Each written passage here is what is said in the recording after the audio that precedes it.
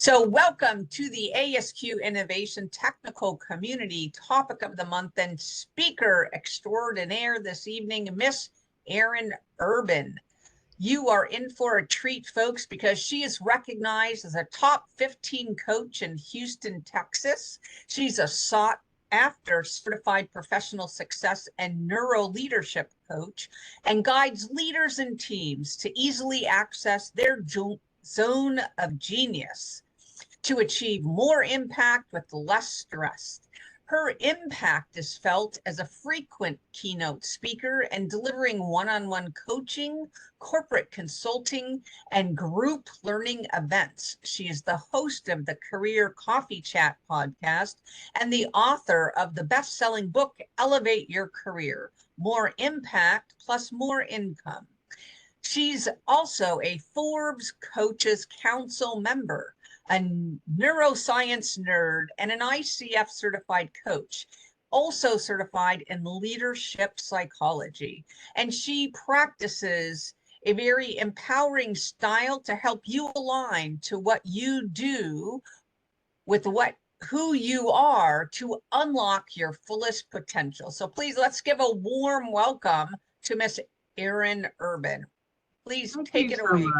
Thank you so much, Rhonda. I really appreciate that. I really appreciate that wonderful and glowing introduction. And so wonderful to share this space with you this evening, this morning, this afternoon. Some of you may be tuning in from around the world. And if you're watching this later, you might be seeing this any time of day. So most importantly, thank you for sharing this space and time, because it's so incredibly important to understand how we can interface with innovation more powerfully, and most importantly, leverage our brains. I'm a neuroscience nerd. I have to talk about that to show up most powerfully in what I would call the never normal. So some of you put some excellent insights in the chat, because we did ask, what brings you to this session? What are you looking to get out of our conversation this evening? After all, my friends, this is about you, not the Erin Urban Show. So I'd love to share a few additional insights that people have shared with in the chat.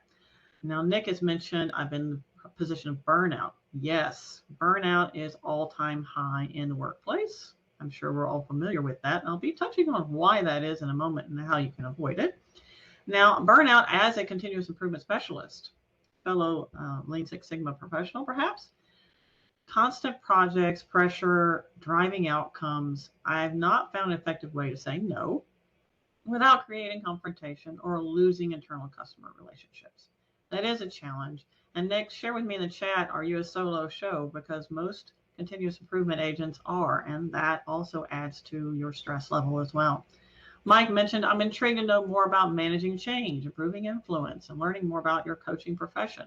Hey, I don't have time to talk about the whole coaching profession, but let's just summarize to say coaching in and of itself is what we call an intervention. So it is an intervention and opportunity for you to not only challenge the status quo, but fuel what we call neuroplasticity. So the brain's ability to expand and grow, not expand literally, you won't get a big head, but you can grow as an individual. Coaching is the most important and most effective way to see personal and professional growth. And that is fact. That's a research fact. So hello from Albuquerque, New Mexico. Great to see you. Adrian, I think it is. Wonderful to see you. And also says, I'm looking forward to being more aware of the latest trends and best practices in innovation management. All right, we'll be talking about that as well. And perhaps connection to leadership, even ESG. Awesome. Stay tuned to part 2, because this is the first of 2 sessions. Now, again, the first of 2 sessions. During the whole 2-part series, I will be talking about all of these topics that you've brought up. So thank you so much for sharing those. Nick says we have 1 CI in each department. Rare case. Yes, you are rare. Coming back to that, being a solo show. So thank you for sharing with us. Some people have said rate of innovation is too rapid. Some people have said they love it. It depends on where you are, and it can create some challenges with our never normal state. But before we kick off into our discussion today, I would love to hear from your perspective. Pop in the chat. What do you think drives innovation? What do you think drives innovation? What is a key component in the human being that drives innovation? When you think of that, what comes to mind? It can be one word or two words, doesn't really matter. Pop in the chat what you think drives innovation. Problem solving, unmet need. Yes, absolutely. Creativity. I like that one. Various perspectives. A need again. Yes. Intrinsic motivation, creativity again. Marketplace. Yeah, absolutely. That need part of it. Creativity, out of the box thinking, desire to do something different. Thinking towards product development, new, change. Yes. Necessity, willing to experiment, environment that supports relevancy. Absolutely. All really great answers. I'll touch on a few of them that are fairly consistent. No big surprise to you. Innovation is creativity. When we use the word innovation, it really comes from the creative part of our brain. So in order to be innovative as a human species, we have to have full access to that wonderful part of our brain that governs creativity and curiosity. Whether it be because of an unmet need, products, development, customer needs, or to stay ahead of our competitors, that innovative state only happens when the brain is open to being curious and creative. Now, the next question I have for you, my friends, and all really wonderful answers. We have, again, better, faster, farther, necessity and personality, need for improvement, all great answers. So my second question for you is, can you think of a major contributor to reduced creativity? So we're thinking of something that reduces our ability to be creative, knowing that our brain needs to be open and curious and have full access to that wonderful creative part of our brain.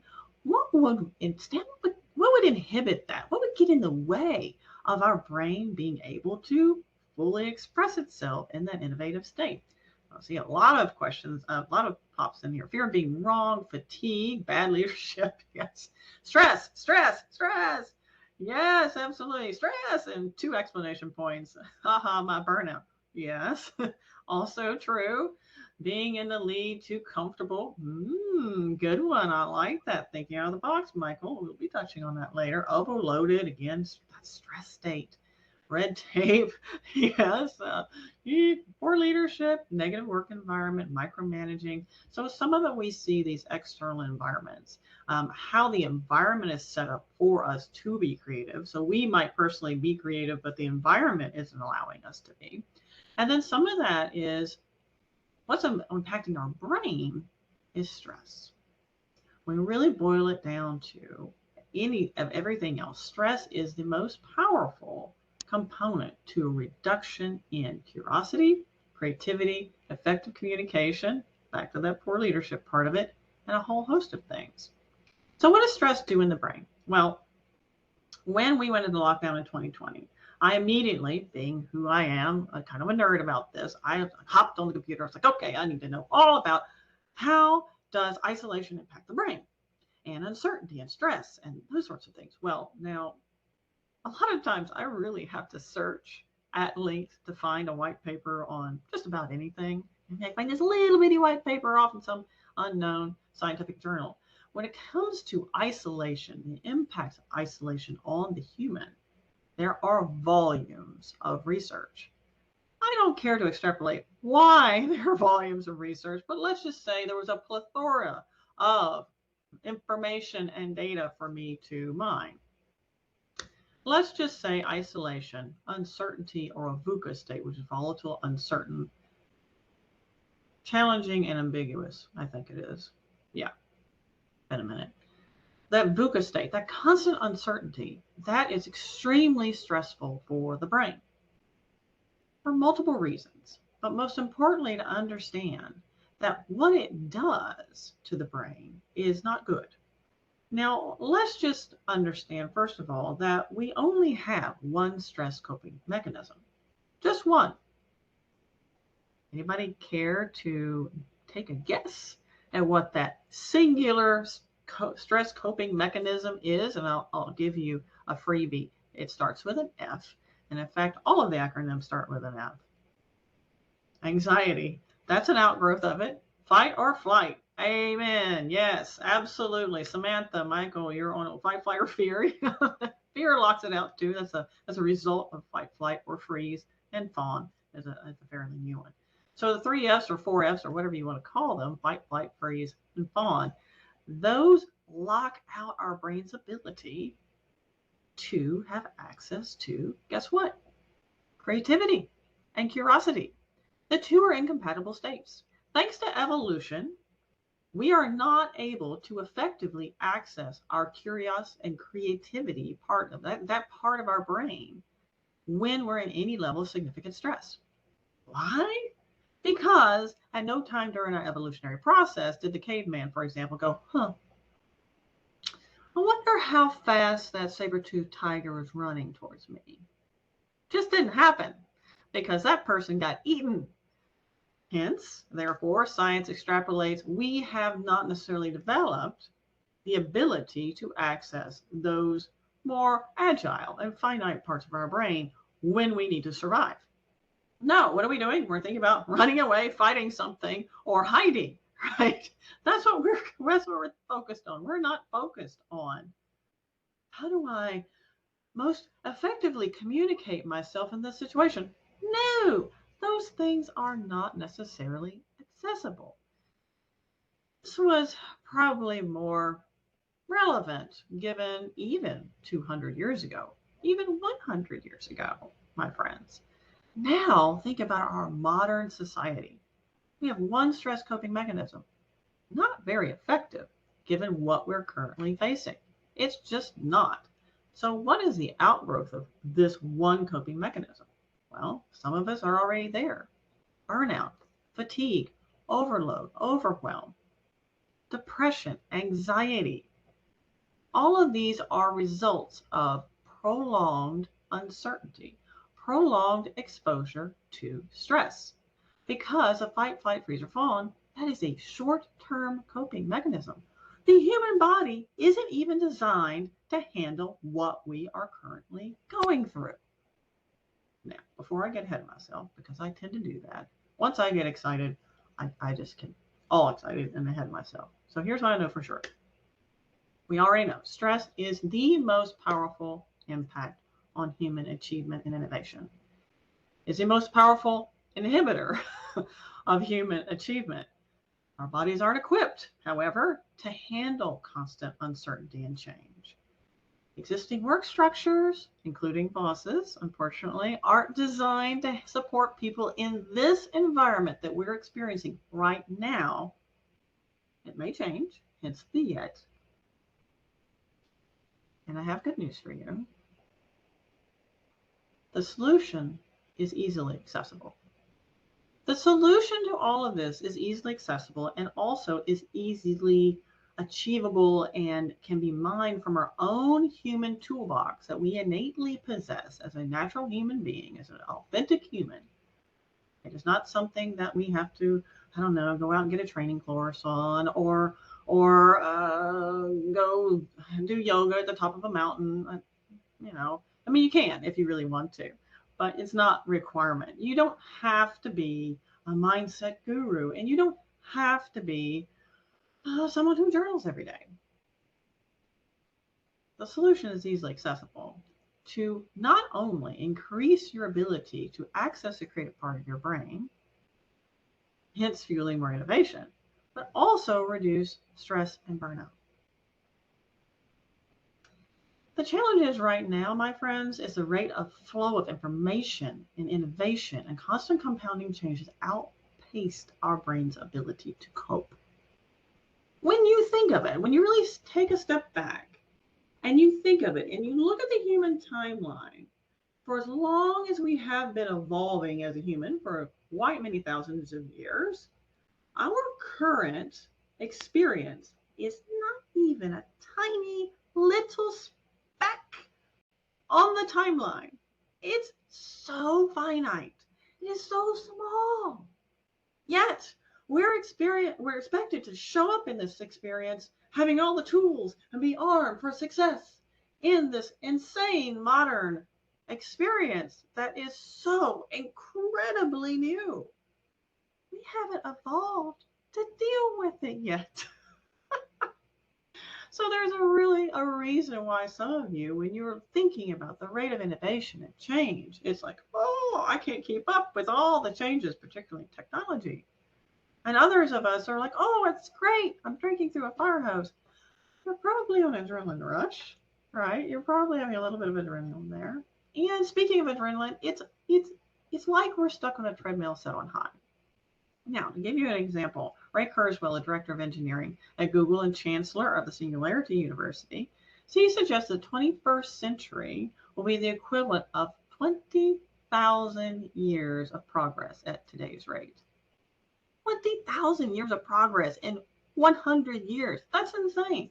Now, McKinsey and Company, for example, estimates that the change happening right now is 10 times faster, 300 times the scale, and roughly 3,000 times the impact that it used to be. That's why I call this the never normal state.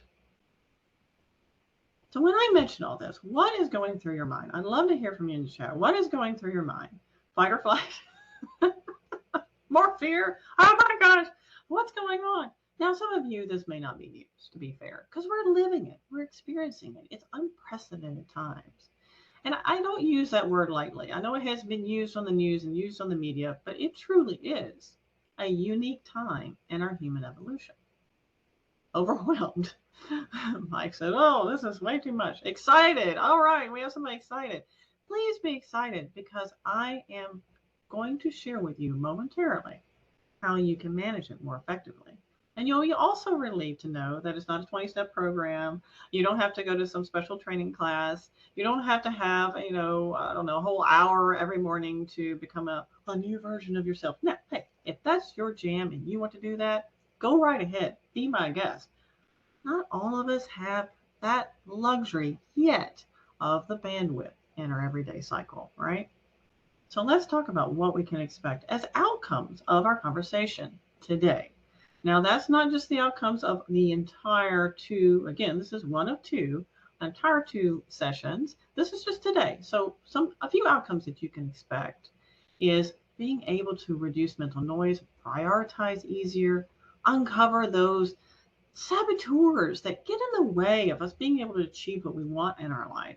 And most importantly, develop more clarity, have better vision in the moment, and make better decisions in the now.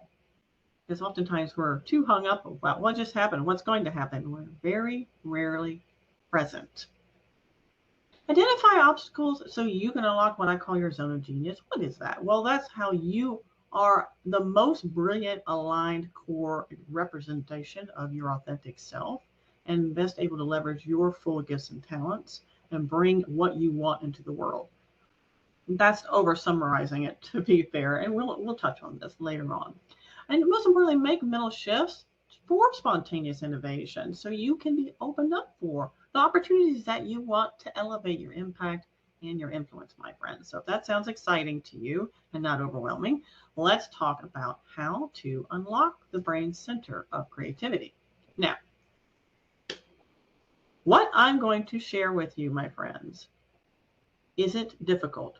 I've warned you, it's not a 20-step program. You don't have to go to a special training class. It is extremely simple. And what's interesting is this is a result of many years of research. Many years of research to come to something so distilled and perfect that I can give it to the world. And I give this to the world almost every talk I have because it is such a gift. It is something we all possess. It's a two-step process. It takes less than 2 minutes. In fact, you can do it in 1 minute if you're really in a rush, but I wouldn't recommend rushing it. 2 minutes, I think we all can agree we have, right? And it's two steps. One is through the breath work, and the other is through intentional focus. No, we're not going to meditate. Don't worry, I won't put you to sleep. Hopefully. Now, why breath? I do deep breathing all the time. Maybe you even meditate. Pop in the chat if this is you, if you already have a mindfulness practice or meditate or have some sort of intentional focus practice in your daily routine now.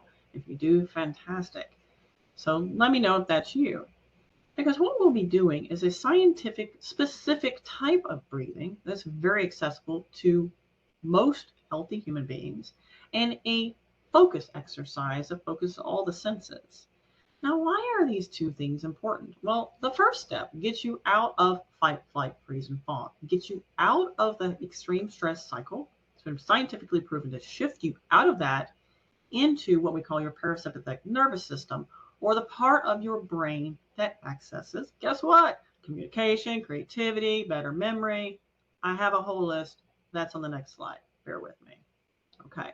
It's a very, very simple exercise. If you want to do this with me, feel free. If not, feel free to watch the recording. I also have complimentary resources because, again, like I mentioned before, this is a gift. It's a result of years of research and my distilling several different types of research into one gift. So please, if you'd like to walk along with me, fantastic. All you have to do, it's extremely simple, is breathe in as much as you can through your nose, all the way down to the belly button, all the way down to the diaphragm. And then for the last bit of breath, open your mouth and take that last inhale. And then exhale through the mouth. So let's do that together if you'd like to. Inhale through your nose.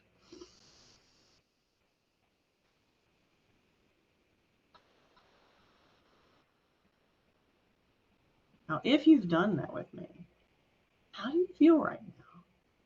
How are you feeling? Pop it in the chat. I'd love to hear. Now, we already have some folks that book in the day with mindfulness practices. That's awesome. Better. Yeah, Michelle, you feel better. Absolutely. Rebecca says she's better. Absolutely. Now, here's something I didn't share with you. The other bonus side effect, there are a lot of them, and they're on the next slide. Don't worry. I don't want to go into infinite detail here. Let's get into it. Is when you do that simple breathing exercise, your body also releases a chemical called oxytocin. It's a feel-good hormone. So if you feel kind of lighter and a little bit tingly and kind of good, there's a good reason why.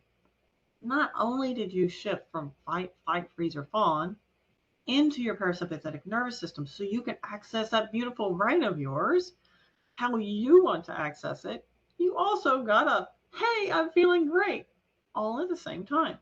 What's not to love about that? In fact, if you don't do the next part, just doing this is fabulous. Tightness in the neck is more relaxed. Wonderful. Made me shiver and feel giddy. Yes, it does. You kind of feel a little tingly. You can do this often as you want.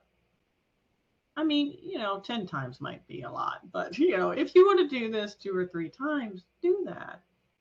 I make a practice, and I encourage all my clients to do this, what I call a power pause, at least 3 times a day. And when people actually do that, they report amazing things. Better access into their own self-awareness, insights they didn't have before with difficult colleagues, the ability to see those triggers coming and show up differently, and more. But wait, there's more. There's 2 parts. So that was just the first part. That's what we call a physiological sigh. Now, don't ask me why they call it that. That's just what it's called. Just a breathing exercise again. Into the nose, all the way down to the diaphragm as far as you can. Then the last part, open the mouth and take in that last bit of air and exhale. Now, why do we do that? Well, fun fact, I'm a little nerdy, so I'll share it with you.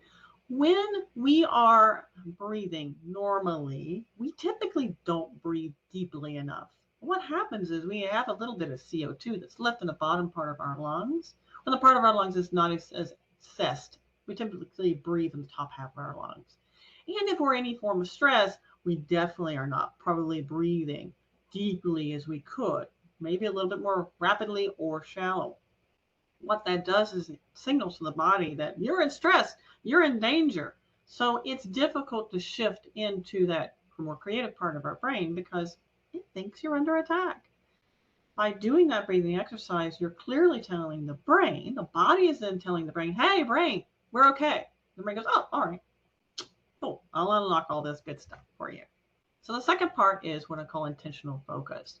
The second part of this power pause is to focus all of your senses, all of them, on one thing. Now, you remember probably some meditative practices, or even monks back in the day would stare at the candle flame. I don't recommend that because that can be hurtful for the eyes. But it is kind of the same about focusing all of the senses on one thing. Now we'll do a tactile focus because it's most accessible and easy for people, but you can also do an auditory focus or a visual focus, like looking at something in great detail. But tactile typically works for most people. So all we're doing, now this may sound a little silly, but it's very simple and easy to remember. You can do it different things, try different things and see what works for you. But really the most important thing is to focus all of your senses on the simple act of being tactile for now.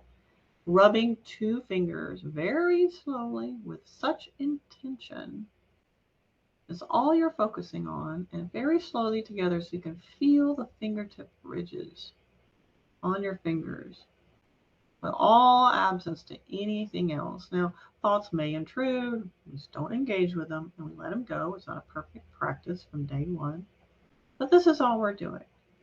And you do this for about 30 to 60 seconds. You don't have to set a timer, whatever feels right for you, until you feel the brain start to calm down. Now, why should we do that? Well, it's this simple act of being intensely focusing all of our senses on one thing allows the brain to kind of dump the cache, if you will. If you're familiar with that from technological terms, we're clearing the noise from the brain because we're holding a lot, probably a short-term memory. We're overloading our brain a bit with what it's supposed to do. So there can be a lot of what we might call mental noise. This allows us to clear that and better prioritize and focus. Also center ourselves and be more calm. It's almost like pressing the reset button on the computer, if you will. Again, these together are extremely powerful. See, Barbara says, we do this kind of breathing in chair yoga, and then I start yelling. You can't overdo it.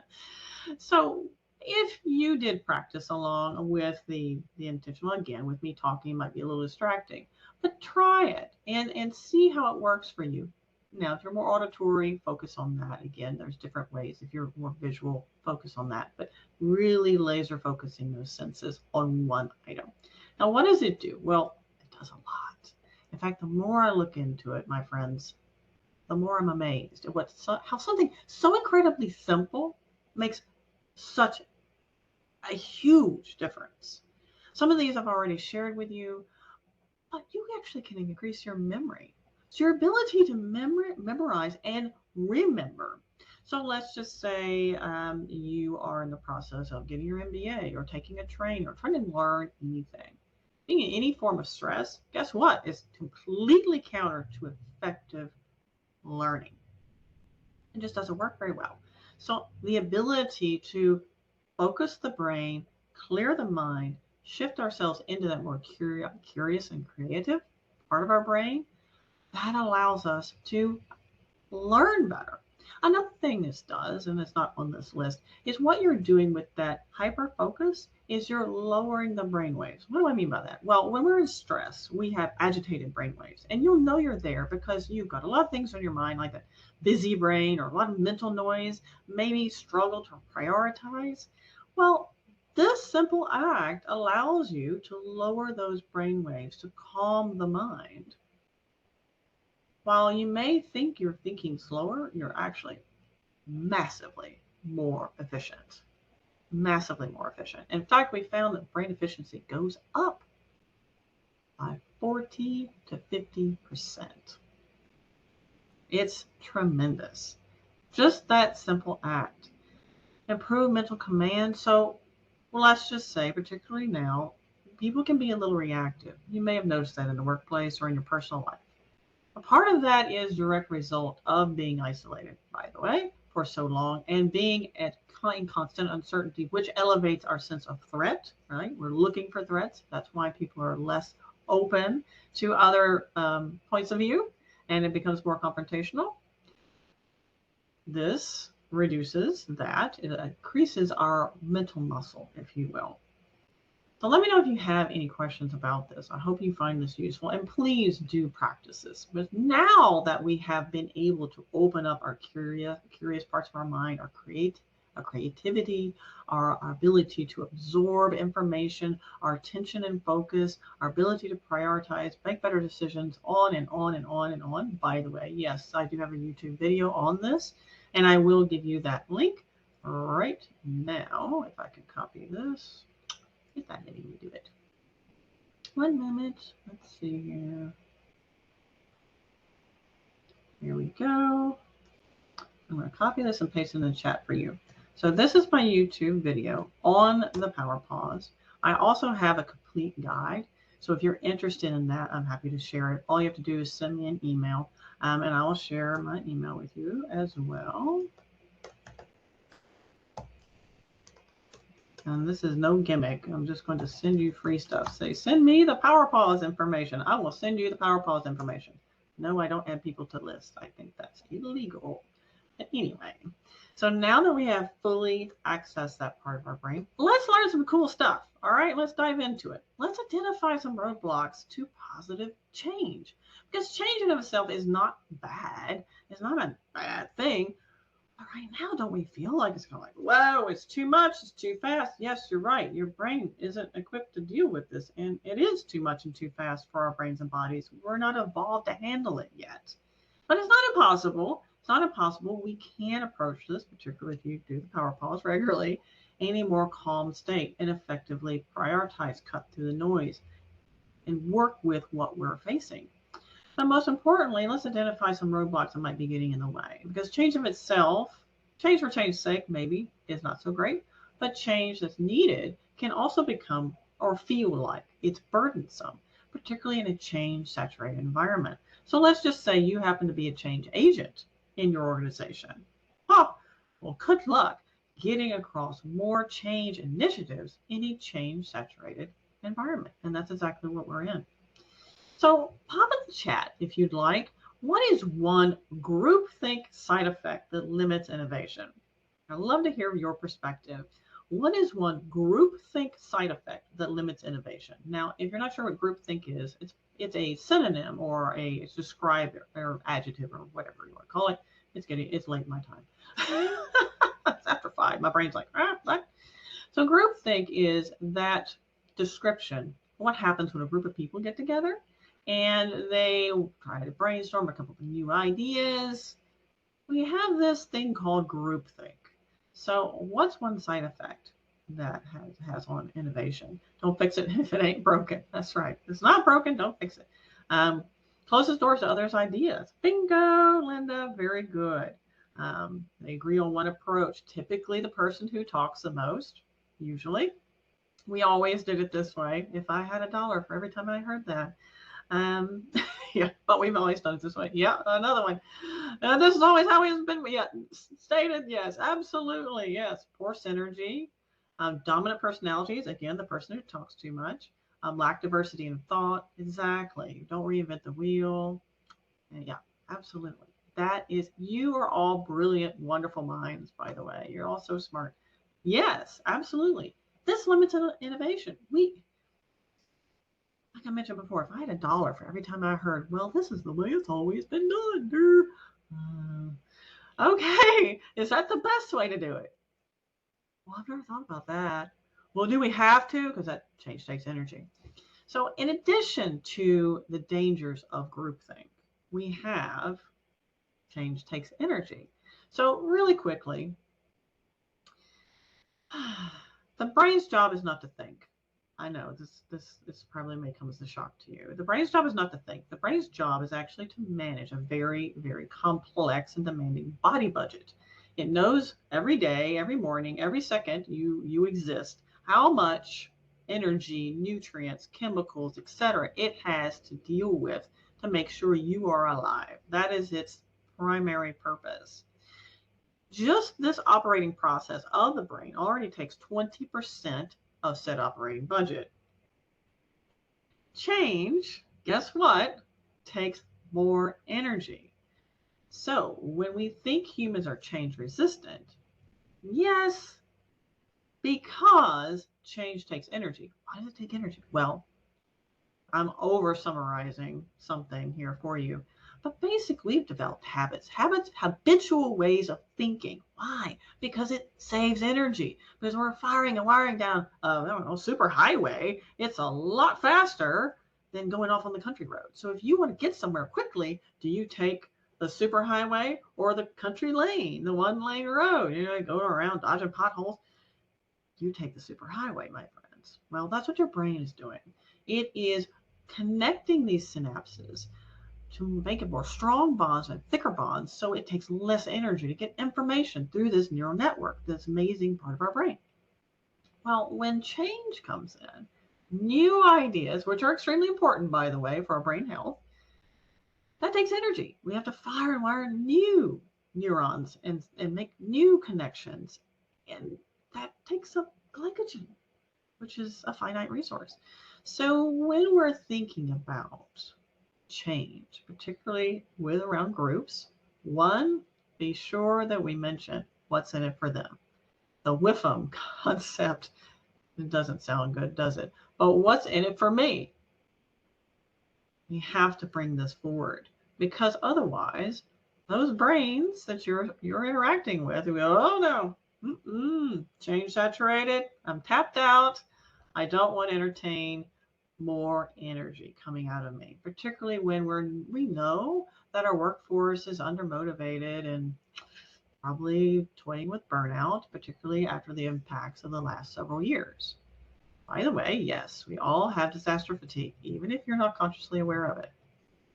And that has an impact on how much change we can accept because we're already in a deficit. So we need to make sure that we approach our ideas from a what's in it for them. What else?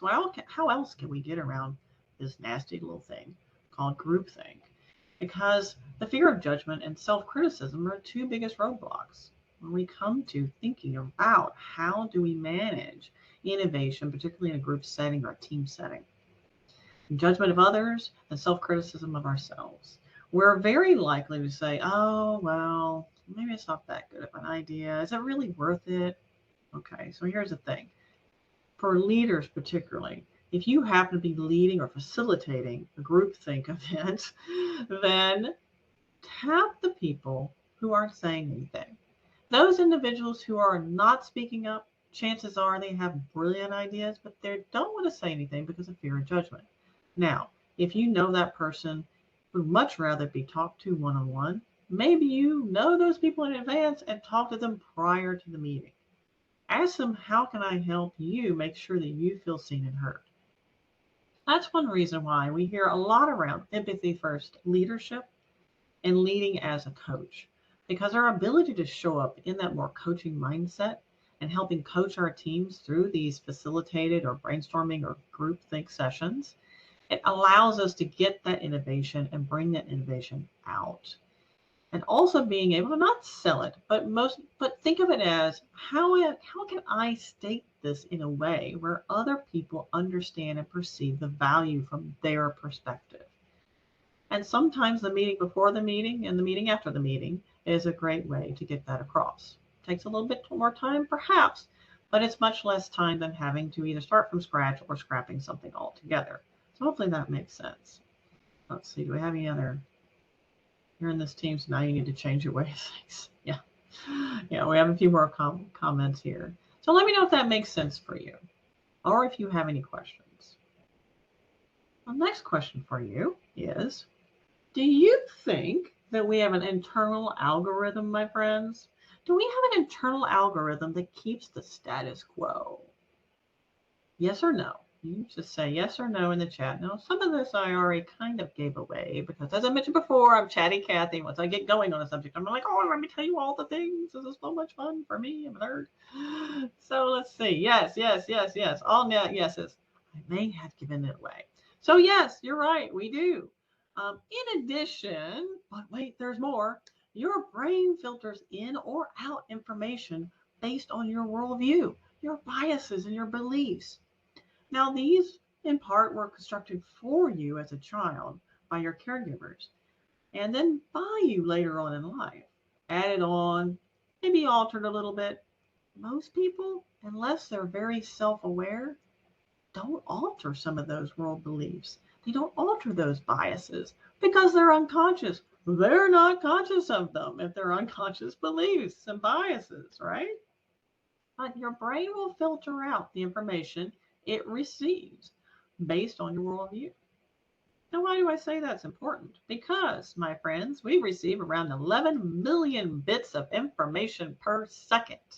Anyone want to take a guess at how many or a percentage of that 11 million bits of information per second our brain receives we actually process?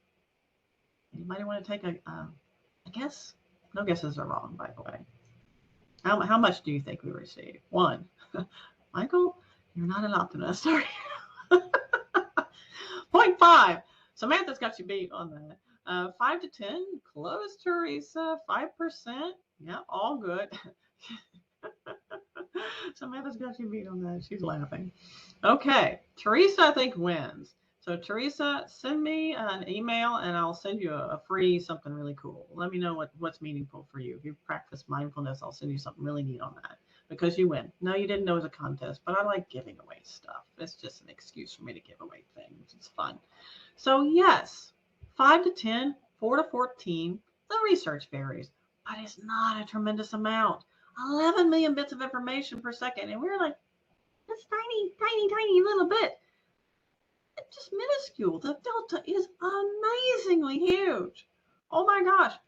And the brain is filtering in or out based on my biases, my beliefs, my worldviews, what I expect, and the attitude I woke up with that morning. By the way, that's one reason why gratitude first thing in the morning is extremely important. Hint, hint.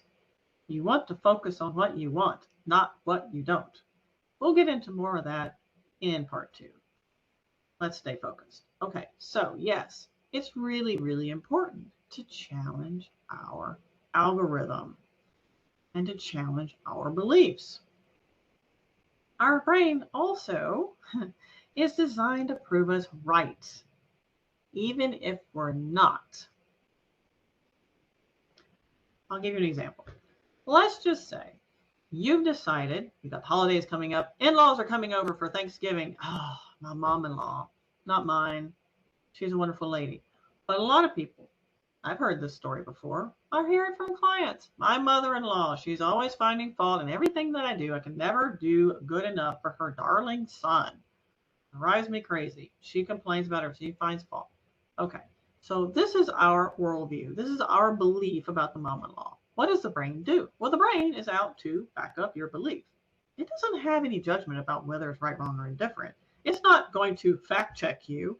No, in fact, it will help you build up what we call cognitive drift, which means that your story isn't exactly aligned with reality. Yay!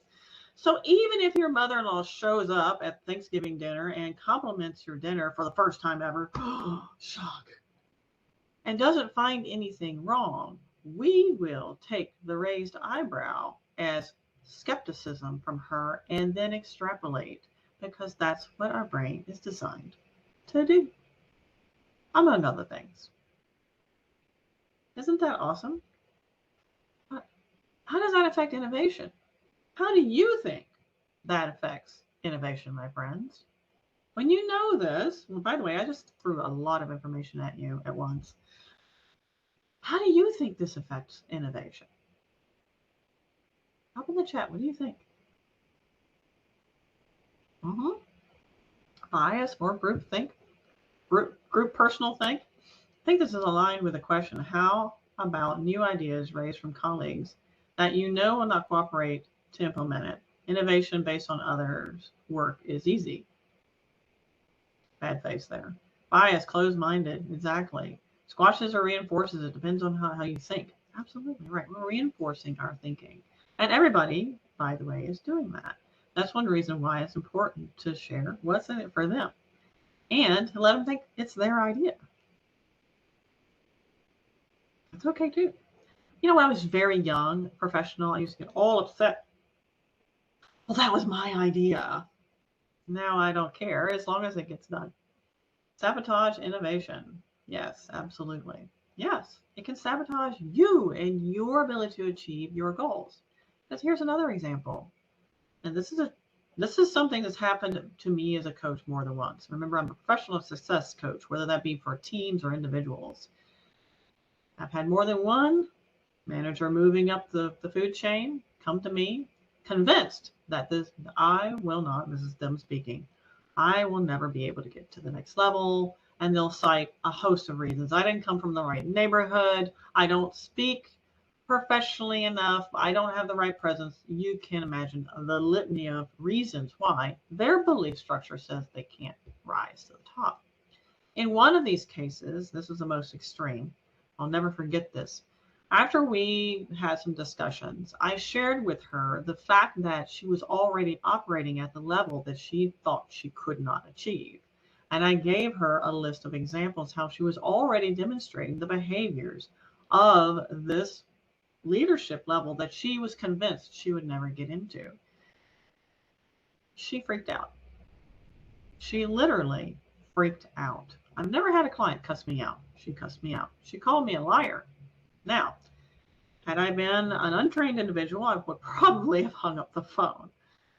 It was a phone conversation. Instead, I waited because I knew what was going on.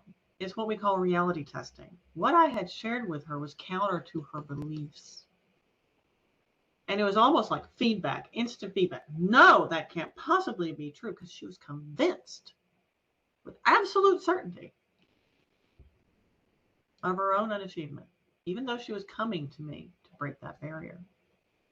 After she had finished her diatribe, I let her vent, and I asked her, I said, how do you feel? Well, I still can't believe it, etc., etc.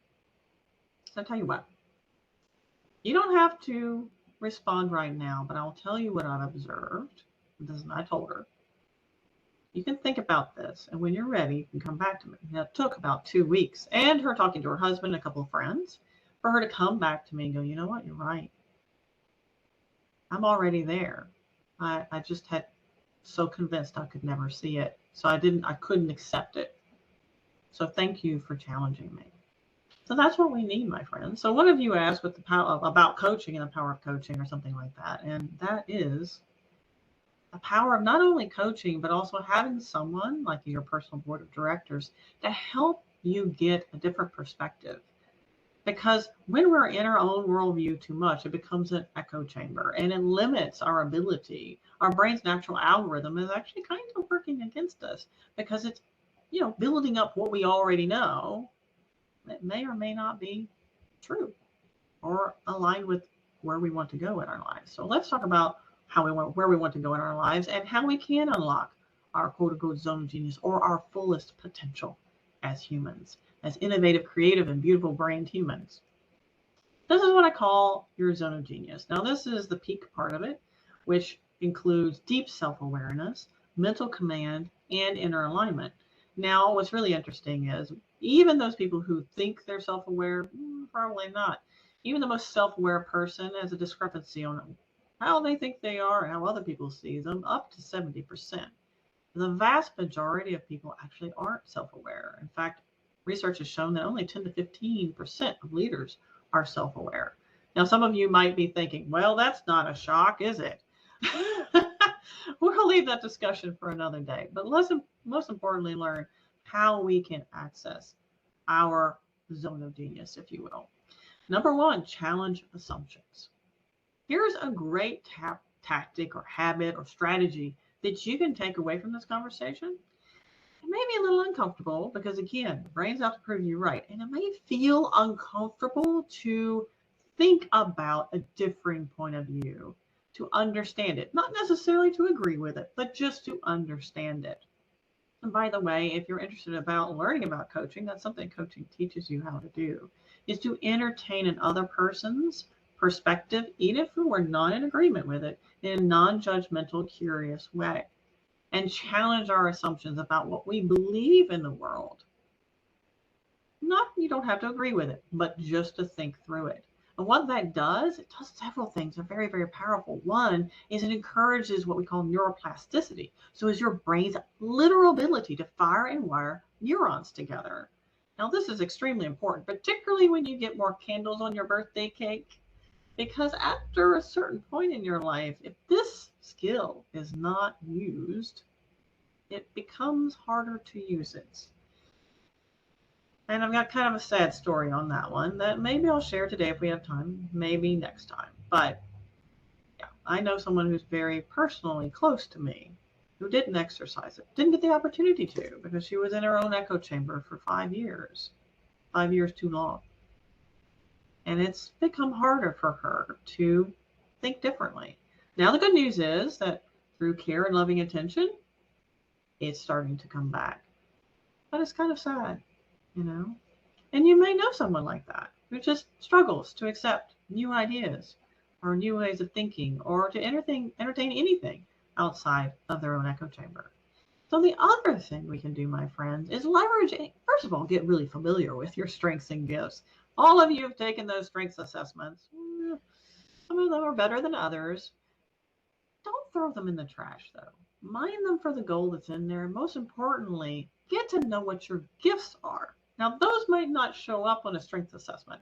In fact, your gifts fly underneath the radar quite often because they come natural to you. You don't have to think about gifts. They're just a part of who you are. So consider, what if someone told you that you do really well that maybe they don't find as easy to do? Or maybe it's something that after you experience life for a while, you know that comes easily to you. For my husband, it's math. He does Sudoku for fun. That's not my thing. For me, it's the ability to understand people at a very deep level and be in tune with who they are inside. Maybe even areas that they're not in tune with yet. That allows me to coach more powerfully with them. So everybody has gifts. And some of them, and most of the time it's not just one, by the way. Choose your words carefully. Now, why do I think that's a part of zone of genius? Because, fun fact, your brain takes what you articulate out loud or think out loud in your head. And yes, all of us have our little mental noise going on. All of us have talked to ourselves in our head. It's normal. Don't worry, you're not crazy. Even if you thought you were. All of us have this mental chatter, or what we have articulating, whatever we say in the mental chatter in our head, our brains listen to that. So whatever we tell ourselves, our brain is listening to. Why is that important?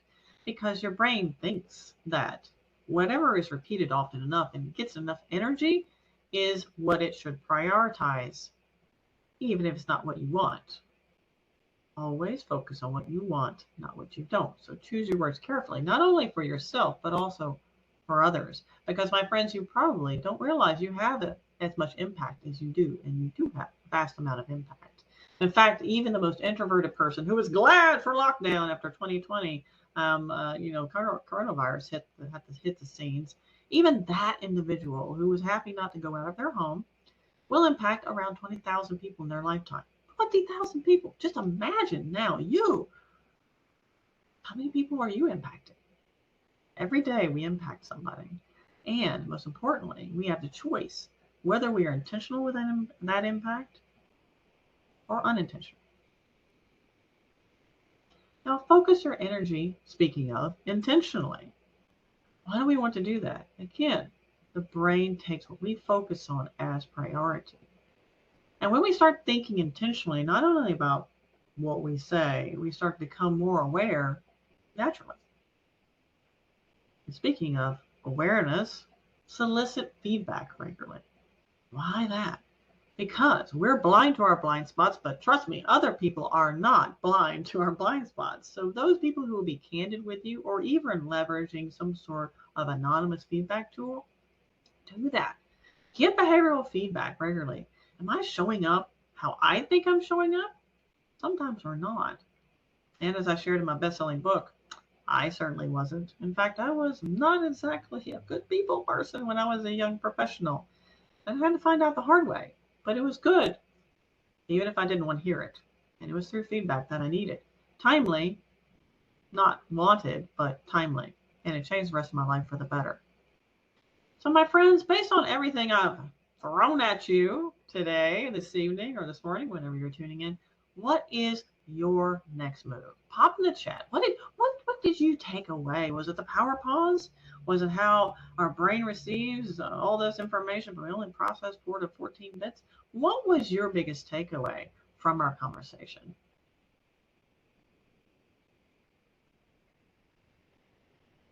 Power pause. I want to solicit feedback more often. Absolutely. Power pause. Excellent. Excellent. Continue to pop that in the chat. I have just a quick sneak peek for next time, and it'll pop right into the Q&A. Our sneak peek is coming up. Oh, but wait, there's more. Discover what your brain is really designed for. Kind of gave that away, but I'll go into more detail. And create the impact you want, most importantly, and uplift your influence. We'll continue that theme into our next session. Elevate your personal presence to achieve your goal. Make mental space for more opportunities. Who doesn't want that? And step into your leadership in your authentic style and the never normal. And uplift your teams to fuel lasting innovation. That is extremely important. And by the way, you don't have to be a quote unquote title leader to do so. So my deepest wish for all of you, my friends, is to not accept what's possible, but reach for what is possible in this world for you. Now that is what I had to share with you, and I hope you enjoyed it just as much as I enjoyed it sharing it with you. Easy for me to say. And now let's have some questions. Let me know what came up to you. Now, we also have some takeaways, meditation for better brain health. Yeah, actually, I call it mindlessness. Some people call it mindfulness. I call it mindlessness because we're trying not to think as much. All right, self-sabotage, someone else mentioned, and how to get out of it. How is your brain daily uses the energy? Yes, absolutely. Fascinating read. If you are interested in neuroscience, I definitely suggest 7.5 lessons of the brain. 7.5 lessons about the brain, I believe it is. It's an excellent read. It is research-based by one of the world's leading neuroscientists, and she does a fascinating book about the brain. It's really good read. So what have you found to be most successful to break through teams or leaders who are stuck in a WRT innovation culture?